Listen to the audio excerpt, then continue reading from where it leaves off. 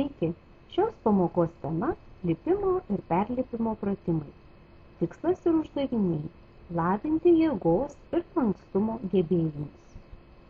Parengiamoji dalis – įeiti į sporto salę po 2 ir išsirikiuoti per aikštelės vidurį.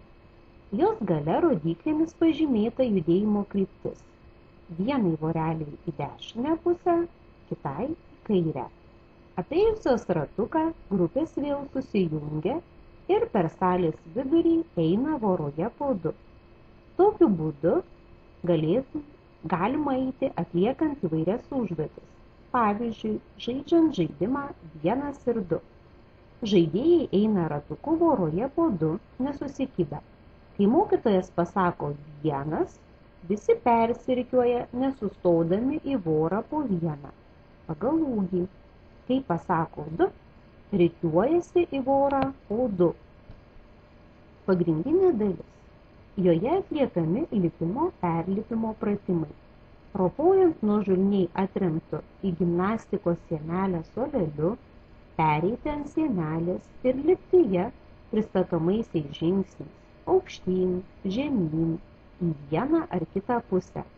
Perlipti per įvairaus aukščio kliūtis, vienu ir kitu būdu. Štai perlipimo pavyzdžiai. Aktyvioji 5 minutė. Sudaromos 2 grupės. Pratimus atlieka visi kartu.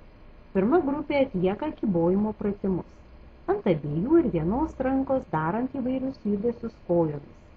Kita grupė atlieka spiruokliuojančius pasilenkimus žemyn, nelenkiant kojų per kelius. Stovint prie sienelės, siekiant rankomis žemę, sėdint ant grindų. Po kurio laiko grupės keičiasi vietomis. Toliau žaidžiamas žaidimas pataikyk.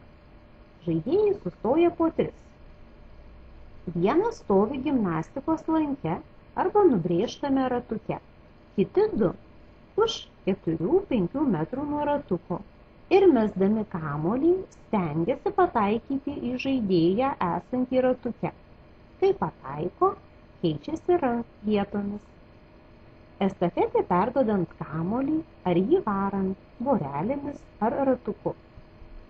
Baigiamoji pamokos dalis. Žaidžiamas žaidimas paskui mane. Mokytojas eina priekyje, visi laisvai išsidėstę seka paskui jį, išlaikydami 5-8 metrų atstumą. Eiti reikia pasitempus, mandagiai praleidžiant mažesniuosius ir mergaitės. Kai mokytojas sustoja, vaikai už 2 metrų sudaro ratuką aplink jį. Mokytojas pakomentuoja ir eina toliau. Geriausias ne tas, kuris greičiau ir arčiau prieis prie mokytojo, o tas, kas elgsis kultūringai. Pamokos pabaiga.